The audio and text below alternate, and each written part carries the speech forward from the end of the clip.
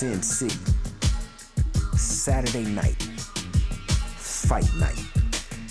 Any given weekend, this place is the entertainment capital of the world. When combat sports shines brightest on the Las Vegas Strip. Boxing and mixed martial arts need some new voices. And Franchise Sports Media got them for you. Join Kalani Lua and Griffin Kemp each week as they bring you news and hot takes from inside the octagon and the ring. Get your popcorn ready. It's showtime. FSM's main event starts right now.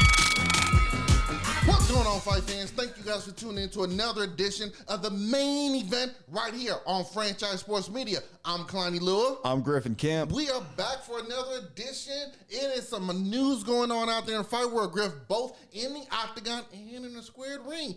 It's some interesting bouts coming up. Griff, we got some unfortunate news. Yeah. Sometimes we just can't have good things. We can't. UFC light heavyweight champion Jamel Hill has to vacate his 205 title due to an injury. Now, Hill has shown throughout his career he's resilient, he's tough. He's not one of these guys who's constantly injured. It's very unfortunate to see what happens. But now the UFC has a problem. What do you do now with the vacant 205 title? He was supposed to, later in the year, I believe, or potentially at the beginning of next year, take on your boy. Now, what are we going to do with the 205 title now that we don't have a champion? What are your thoughts? This has been a problem. 205 has not been the same since Johnny Bones Jones left who? it. It's Bones Jones, Who? baby. Bones Jones. There we go. All right? He left the division. Now it's just a giant mess. This title cannot stick with one man for longer than, a day? A day and a half if we're lucky? It's ridiculous, but this does set up a very interesting little chess match now with that division and with that belt. Where does the UFC go? Where do they look to for their next champion at 205? I think there's a lot of good options. There's a lot of talks about the possible upcoming bout with Jan Blachowicz and Alex Pereira at UFC 291. Maybe the title gets put on there, the vacant title. Okay. I don't agree with that one, but we will discuss that. I'm interested to hear what you think about the whole situation. You know what? One, obviously, is very unfortunate, but I actually like that idea. You got a former champion taking on former middleweight champion Alex Pereira, moving up to 205. Yes, I get it. It's his first stint at 205. But he's a former champion. We've seen plenty of former champions get that title right there. And it's a unique circumstance. They didn't strip him because Jamel Hill just doesn't want to fight. They didn't strip him because, we need another time. He got injured. Yeah. It is up for grabs right now. Who else is a viable contender? Right now at 205, we just talked about it. It is an absolute mess right now. It is. But you got a big fight coming up, and what do you got now on your July 29th card? 291. 2 titles on the line. The BMF title in the main event, the People's main event, we got an actual title in the co-main event. That makes it pretty big considering right across from you in the squared ring is going to be Crawford and Spence on the same night. Why would you do this to us? But 3 great bouts potentially going on. I like the idea of the co-main event being for the 205 strap. I don't like it. I don't like it one bit. First Okay. of all, you're setting a weird precedent by saying the BMF title is the main event while an actual real title of a division is the co-main. I don't like that one bit at all. I think that what would be best for this division is you're saying there's not a lot of contenders. You still got Yuri Prochazka, who's coming back from a shoulder injury. You still got He lost the title in his last bout. Yuri? Yeah. Yuri didn't lose the belt. What was it? His last bout was against Glover Teixeira when he lost. No, Yuri beat Glover in those last 5 minutes. One of the greatest title fights in the history of the UFC. Okay. No. You know what? I apologize. Glover beat Blachowicz. Glover beat Jan. Yeah. I got the two mixed up. My bad. No, you're good. You're good. My bad. What I'm saying, though, you still got Yuri out there coming back from a shoulder injury. He's another 205-pound champion who had to relinquish the belt due to an injury. He's coming back somewhat soon. You still got Magomed Ankalaev out here. I would argue, why not just keep the fight as it is? Jan versus Alex Pereira, leave it as it is. Hell, make it a number one contenders fight. The winner of that one then will fight Yuri when he comes back from this injury, because Yuri did not lose that belt. He had to relinquish it due to an injury. He's still a champion. He still went through that division to get to fight Glover to get that title shot. I love it, because then you have the potential of maybe a Yuri versus Jan or a Yuri versus Alex Pereira. Who wouldn't want to watch that banger of a fight? But if you have that fight, you can have it for the title on the line from either one because one's going to be coming in as the champion. Right now, the title's vacant. So to say that it's not like it's a champion coming in. So technically, yeah, the BMF title being a main event, first off, that's the main event regardless. That's the one we all want to see. But the 205 clash between Blachowicz and Pereira, it's a vacant title. So it can be the co-main event. Listen, if that title was on the line and you was having, let's just say, you had Charles Oliveira versus Islam Makhachev. Which one do you think is going to be the main event? Obviously, Oliveira Makhachev. Okay, then. So this idea that the bigger title is the co-main event, no. The BMF title, I get it. It's not a legit title, but here's the thing, Griff. If they make this an annual thing, it gains that prestigiousness as it goes on. Just like in the world of football, soccer that we call here in North America. The Champions League is damn near as, if not more important than your own league title. You want to win the Premier League, but if you don't win the Premier League, but you win the Champions League, that's prestigious. Maybe the first year or two that it was out, not so much. But as it's grown over the years, that's what the BMF title could be. Every year they could have a pay-per-view where that title is on the line to see who that year's BMF champion is. Okay, that's great, but like, why didn't we do that when this belt first came out against with Jorge Masvidal and Nate Diaz? Once Jorge Masvidal won the belt, we didn't see that belt for like what 2-3 years? Like, they haven't set that precedent with this belt yet. Dana White and the UFC need to do that first before we can start getting real, amped up about the future of the BMF title. I would argue that if you give the belt, if you let it be an interim title fight between Jan and Alex Pereira, then let's say Alex Pereira wins the belt. Then you're basically telling Yuri Prochazka, who ran through that division to beat Glover, to get that title and become a champion, and then have to relinquish that belt. You're basically telling him, no, this guy was just, he's more exciting. We just gave him the title, even though he's never fought in this division, and his biggest fight in this division was one division down, or in this entire company was one division down. I think it's better if you say, okay, Jan, Alex Pereira, fight. Who wins? That one faces Yuri. Those two. I think it's even bigger if there's a belt on the line for the first time when it's Yuri and Alex or Yuri versus Jan. But like you just said, if let's say Pereira wins, your boy is the former champion. He's the number one contender. He gets the next shot at him. Now, you guys potentially could be your own main event of a particular card because you're the 205. Oh, that's a main event. It's for the 205. So that's a main event. Yeah, so you can easily go into that. So we're not telling you anything. You're not ready right now, are you? No, you're not. This fight is already set in motion. This is going to be it. You get the winner of it regardless, but now you add more prestigiousness too. You got to remember, the UFC going against Errol Spence and Terrence Crawford, they're not going to pull what Canelo Alvarez did when he fought Sergey Kovalev. They're not going to wait an hour for the UFC event to go. Those guys are going to go. Dana White and the UFC might be looking at this as an opportunity to say one of, if not the biggest boxing match this year, we're going up against it. Oh, boy, how do we make our pay-per-view stand out just a little bit more? Make you go to the sports bars just a little bit more to buy our pay-per-view instead. How do we make that happen? 2 title fights on the line. And let's be honest. Let's just be honest. It's not a bad matchup. These are 2 top guys going at it. It's not like you're taking on guys who aren't necessarily deserving of a soon-to-be title shot. And as for Pereira, look at his story. He potentially could have a major kickboxing title, UFC middleweight championship, and a UFC light heavyweight championship within a 3-year span. What type of story does he just carve out for himself? Damn near a Hall of Fame career already, and he's 5 fights into the UFC?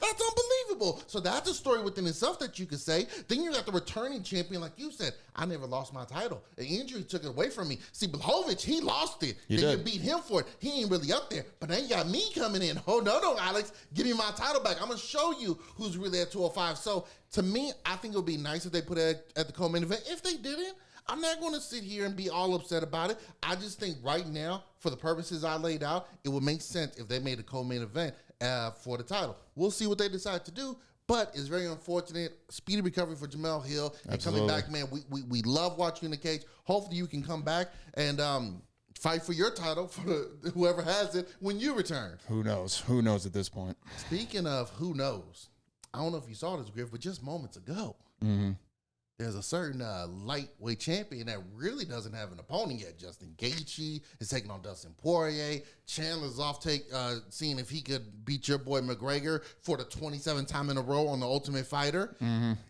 Charles Oliveira said he won't be ready for Abu Dhabi, unfortunately. So now, well, what do I do here? I've already beaten Volkanovski, and he just had surgery. So how long is he going to be out? Islam Makhachev, the UFC lightweight champion, said, what about him versus Leon Edwards for the welterweight championship? Come on. In Abu Dhabi. Come on. Why not? If everyone's going for double champion status, why can't Islam Makhachev? Clearly, he's big enough for the division. Leon needs an opponent because he's not too thrilled about having to take on Kobe Covington. So why not go ahead and say, okay, let me welcome up the guy that wants to challenge it. Oh, you want my title? You think you could come up here with the big boys and play? Let's see. But I think it's a great seller.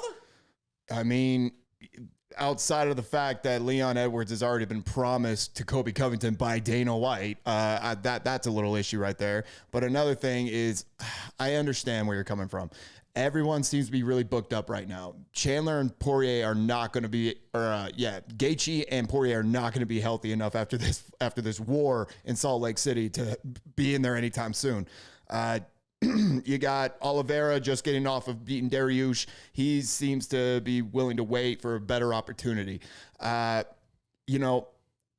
me, I would like to see Islam Makhachev actually stick in the lightweight division. I kind of have the same argument for Volk when he's, his constant chase of trying to get Islam's belt. I'd rather see these champions stay in their divisions. Rack up some title defenses in your own division. Fight guys who are at your weight class, who you are, and just like that is better for the resume. That's better for the division as a whole. Show some dominance. Stop chasing the double champ belt. Wait for the right opportunity for that if you want. I say, honest to God, what really lines up better, especially what we've been seeing on The Ultimate Fighter, and I'm sorry for the blasphemy I'm about to spew, but kind of the nonsense with Conor and USADA. It's almost seeming like it's going to line up where Michael Chandler might just go ahead and get another title shot and be fighting Islam Makhachev. I mean, if you're Chandler, you don't want to, pass up the opportunity for Green Panty Night with the Notorious one. Yeah. But with all this going on and not the uncertainty of when Conor's actually going to come back, I mean, the next best thing, get a title shot. That ain't too bad. So based off what you just said, who is Islam supposed to face? I already laid out. I would say Michael Chandler. I'm saying out of there. Yeah, but then Michael Chandler is also trying to wait for the Conor McGregor fight. Remember, Chandler is also at the end of his rope. Last thing you want to do if you're Michael Chandler and you got Conor McGregor waiting there is take the chance of taking on another top guy. And because if he loses, he's out of the McGregor picture. And then from there, McGregor get to pick and choose somebody else. What, let somebody else go in there and do that? That's a little foreshadowing for a movie I got coming up later on. But at the same time, who else is out there? Poirier? Nope. Gaethje? Nope. Oliveira? Nope. Chandler? Nope. McGregor? Is he even worthy of that? Nope. Volkanovski again? Nope. There's nobody really out there for it. So I definitely see the reasoning behind it. He wants to be active. Islam doesn't look. I'm a root for Charles Oliveira every time they face off. I'm a root for Poirier if they face off. I'm a root for Chandler. Islam is a legit badass though, and he does not want to sit on the sidelines forever. Let me get my time off. Let me go through Ramadan for my religious beliefs, and let me go ahead and get ready. But I don't want to sit here and fight once a year, once every 2 years. I want to be active. But if no one is in my division, we talk about 205. If there's not a legit guy out there, well, let me move up. I doubt he'll be able to move down, but let me move up and take on somebody. If everyone else is trying to go after double champ status, why can't Islam? Well, Islam, as the lightweight champion, has had 2 fights. One to beat Oliveira to actually get the belt, and then one against a guy who was not a lightweight, who was a featherweight. So that's one argument why I want to see more fights with Islam and other lightweights. I'm telling you right now, you're saying that the argument for Michael Chandler to not fight Islam and fight for the belt is because he's waiting for Conor. Yeah. Do we not all follow Conor McGregor on social media? Do we not see how title hungry this man is? Are you telling me that if Michael Chandler goes in there with Islam Makhachev instead, and let's just say he beats him, and let's say Michael Chandler is our new lightweight UFC champion, you think Conor's not coming after him with hellfire in his eyes? Yeah, but that's a He's risk. going to come at him. That's a risk that Chandler, I don't believe, necessarily wants to take, knowing he's got McGregor already in the bag. There ain't no in the bag. There is no in the bag. First off, right now, the way that's all laying out, Unless McGregor wants to fight. Hey, look, Chandler's even said, I'll fight you at 170. I'll fight you at 185. I don't care. I will fight you at any division you want. Right now, Chandler is already on deck to face McGregor whenever he's clean to come back to the UFC. Whenever he's able to get all the juices and everything out of his body and ready to fight, Chandler's already there taking warm-up practice, saying, I'm ready. So why would you want to jeopardize that by taking on Islam, who is no pushover? How are you going to wait? How long are you willing to wait? USADA's already came out and said Conor McGregor will not fight in 2023. It's not happening. He doesn't have enough time. January is not a big month for the UFC to have a big fight. Then it becomes January. Then it becomes February. Next thing you know, we're in the same time this next year. And he still hasn't touched the octagon. And you know what would happen? Keep that same energy, because you know what would happen if he fought Islam Makhachev, and let's say him and Islam fought a 5-round war in the last 10 seconds.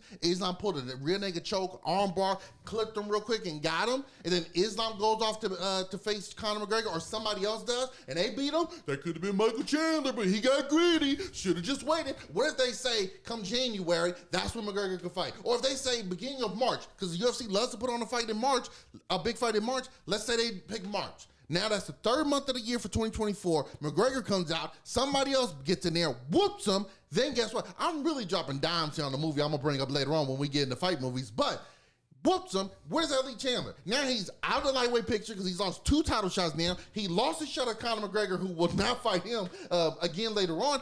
I just lost out now on getting a 3rd title shot and Conor McGregor. Oh, for what? Listen. Conor McGregor has been absolutely vocal and loud with his opinion of Michael Chandler, all right? He doesn't seem engaged. If anybody's watching this latest season of Tough, he's not engaged with Michael Chandler. He had a little face push, and that was about the climax of this season. He's not putting his name in USADA. He's not showing any type of urgency to get in there with Michael Chandler for whatever reason it is. I know. We know the reason. You know the reason. You see from your shoulders to your elbow how that looks? Yeah.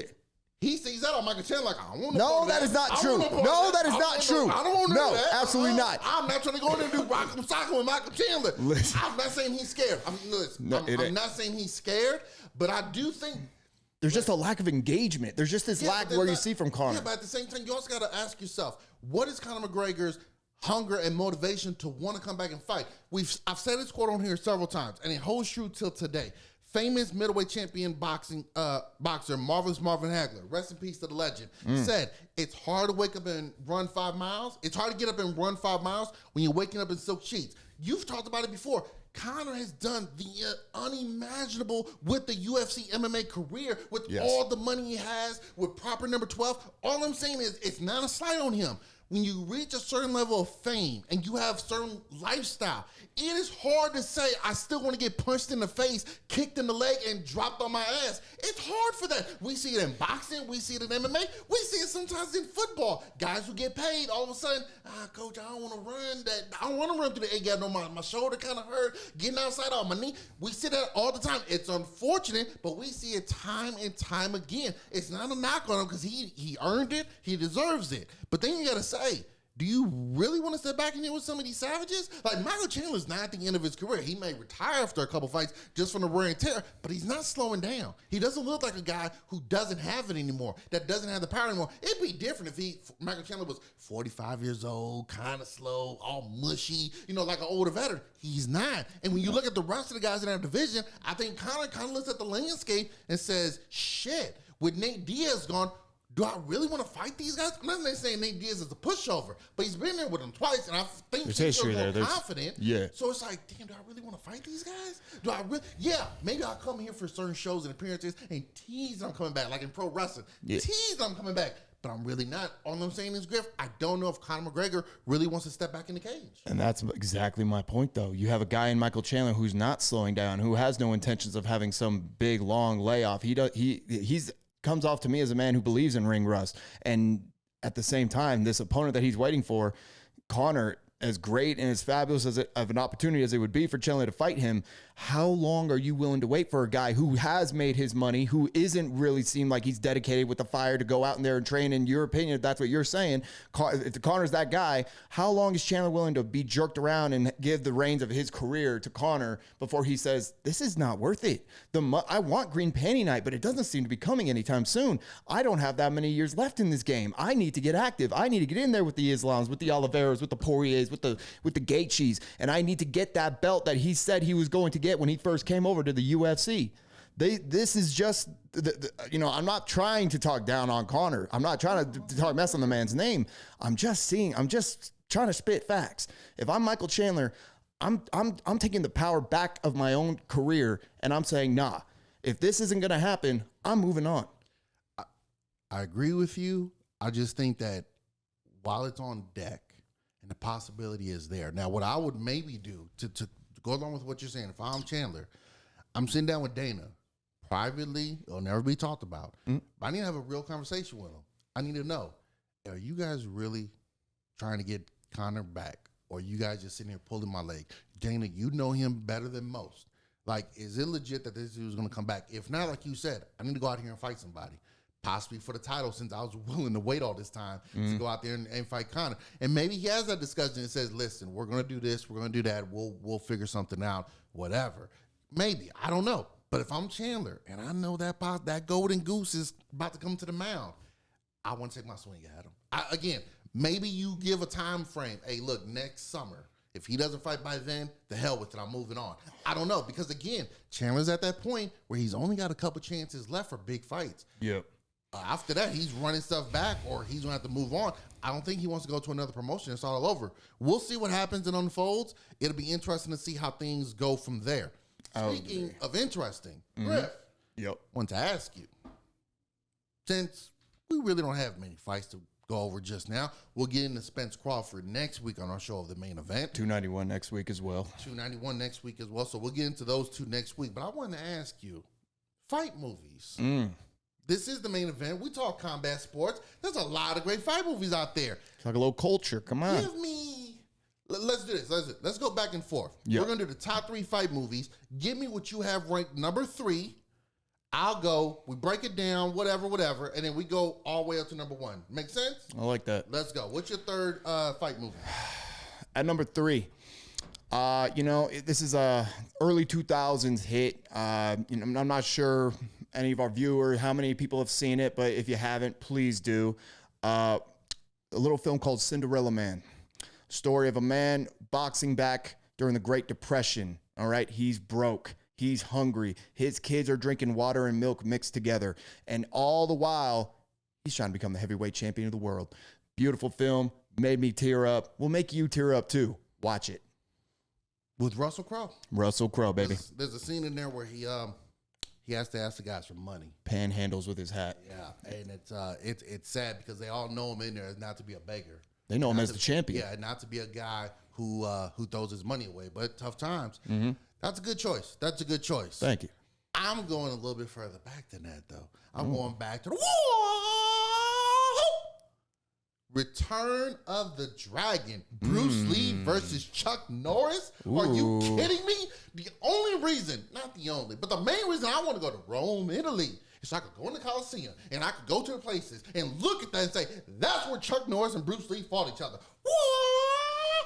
To me, 2 of the biggest, most iconic names with mixed martial arts was only on film one time together, and that was that. We know how amazing Chuck Norris is. Did you know Chuck Norris could slam a revolving door? It's true. I heard Then it. you got the legend of Bruce Lee, and they went at it. But not just that, but then to look at Bruce Lee throughout that film, showing off his karate, showing off his speed and power and other fight scenes. To me, that's one of those films that maybe it wasn't a person's first, but that's one of those that back in the day got everyone into mixed martial arts. Because you're just like, what the hell did I just see? The scene where the guy's holding the bag and Bruce kicks him into the boxes, but when you look at it in slow motion, it's almost his entire knee, and then he extends out. Oh my God. Thing of beauty. So for me, Return of Jack and Bruce Lee versus Chuck Norris is at number 3. Now you went first, so I'm going to go first on this one. Go ahead. Real quick. Can I give my reaction to that one? Go ahead, my bad. I love it. It's a classic. It's two actors who go past just the realm of film, all right? Like you said, their names are forever entwined with combat sports, with mixed martial arts. It's a great third place movie. I'm excited to see what's number 2. Number 2. It's going to be number 2. Undisputed 2. Michael Jai White takes on who many of us were introduced to as Scott Adkins, a.k.a. Bora. To me, it was such an amazing film. They got away from Wesley Snipes and Ving Rhames in the original Undisputed for boxing, but Michael Jai White, kind of like the Mike Tyson version, boxer that goes to jail, but it's overseas. He takes on a guy in Bora who, guess what, is a mixed martial arts guy. He tries boxing, it doesn't work. He learns some techniques, some grappling holds. The skills that they showed against each other, we all know how great Michael Jai White is, but to see Scott Adkins and to know that's him legit out there doing those flipping kicks. And while it is flippy and it is Hollywood, we've also seen that dude is a legit badass when it comes to fighting. I just absolutely love their fight scenes together. The movie was pretty decent, but the fight scenes to me, undeniably, especially when we're talking about mixed martial arts, some of the absolute best we've ever seen put on film. So Undisputed 2, love it at number 2. I ain't gonna lie to you, I ain't seen that one yet. So I gotta go back and watch that one a little bit. Please do. But I'm gonna combat you with my number 2, and I think number 2, I'm gonna switch it on your head real quick. I'm gonna change my spot for number 2, and I'm gonna go with the first edition of Creed. Ooh. Yes. All right. So we have this whole saga of Rocky, and it was beautiful. It was iconic.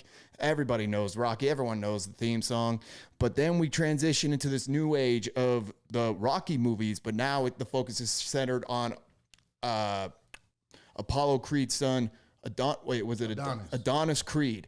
And it's not just that it's a great fight movie and Michael B. Jordan gives a beautiful performance and everything. You really got to shout out the director, Ryan Coogler. He's the same one who directed Black Panther. He is one of my favorite directors in Hollywood of all time. He's got some real gems out there. It's the movie itself, the soundtrack. It takes place in Philadelphia. You got real roots of Philly showing in that entire film. You show even the smallest details, like Creed having like real actual equipment and gear and swag that the fighters today kind of rock. That was definitely cool. I love those small little details about the film. But then on top of it all, my favorite scene is when he's got the projector playing on the wall and he's watching Apollo versus Rocky, and he's sitting there. I think he's boxing. He's like in Rocky's spot, and he's trying to box his own father. He's just the whole film, beautiful. If you watch it, it's going to make you want to go out there and start a boxing career, all right? Definitely. Love it. Creed 2, Creed 3, great films as well. Can't top the first one. Absolutely love it. The emotional part where, Donnie's getting his butt. I love the fact that in these Rocky films, especially in this one, he fought real boxers. In both his warm-up and first pro fight, and then in the main one against Tony Bellows. But in there when he's like, no, I got to keep going. He's like, why? I got to prove that I'm not a mistake. And it's always those emotional touch, the inspirational messages that Rocky's giving them when they talk, and everything that goes from a kid trying to find himself, angry at his father for leaving him, angry at the lifestyle that he had to leave, to now finding people that actually do love him and do care about him, all coming circle. It was a great, phenomenal one. Love the choice, man. Thank you. And I will just say, last little note, whoever's got the rights of those Rocky films, man, give it back to Stallone. Please do. Give it back, punk. You jackass. This is ridiculous, man. God. It's asinine. But that's Hollywood for you. That's Hollywood for you. Right now with the strike going on. Yep. What's your number 1? Oh, number 1. Ooh, baby. All right. This is more of a little bit of an indie film. I don't believe many people have seen it. I hope that it's starting to catch fire a little bit. Okay. Warrior. Not Warriors. Not that. No. Warrior, all right? Who's in it? What you got? Old boy who played Bane in The Dark Knight Rises. I know you didn't just do that. No, come on. I know you did not just disrespect Tom Hardy. the great Tom motherfucking Hardy. That old boy that played Bane. That's Tom Hardy, man. Tom Hardy. On it. Yo, Tom Hardy in this film has got traps that are just nasty. All right. If you ever wanted to know what Tom Hardy would look like if he was just beating up boys in the octagon, watch this film. And then we also have his brother who plays alongside him as the co-main character.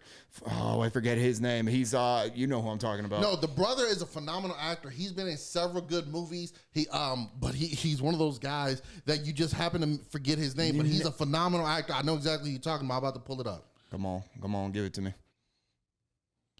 Joel Edgerton. Edgerton? Joe Edgerton. Yes, Joe Edgerton. Phenomenal actor. These two boys play brothers, all right? They come up, it's in the central, you grew up in central, like Pittsburgh, and they both come from an alcoholic father, mother who passed away. They both come up and they eventually get into this contest to fight MMA, and they make it all the way to the top to fight each other. It's heart-wrenching. There's a song in the end by, I can't even remember the name of this band, but it's a beautiful song. It's just a great film overall, really a lot of heart, and one of the best, I will say, the best MMA combat sports movie out there. It's definitely on that list. It's in the conversation, definitely near the top of it, just if you had to think about it. But it's a very good one, especially when the director behind it said instead of having mixed martial arts guys learn acting, let's have actors learn mixed martial arts so that they could show those emotional battles that they're both doing. And I thought both fighters did an excellent job. It's very interesting. Joe Edgerton, solid, but like he didn't look overwhelmingly like holy shit. Then look at Tom Hardy, like dude, Tom Hardy is yacked. It's a phenomenal movie. A lot of emotions on it. A little bit long to my liking, but it is a very good choice. But it comes in a mere distant to my number one. Let's hear it. Rocky 4. 4. He 4. 1, 2, 3, 4. Rocky 4. When he takes on Ivan Drago. First off, USA versus Russia. Don't you dare if you're an American. Second off, he takes on a man and gets revenge for Apollo Creed, which sets up Creed. So guess what? It does. Your movie comes from my number one. It does. I love the fact, as I was saying earlier, Apollo Creed trying to fight Ivan Drago, and Rocky's like, hey, what if, we should let him fight somebody else? Oh, what if someone else come and beat this bum? Then what does that leave me? The struggle and battle of Apollo Creed trying to adjust to not being a boxer anymore. To that conversation him and Rocky have about the warrior, and there's no war to fight, then the warrior might as well be dead.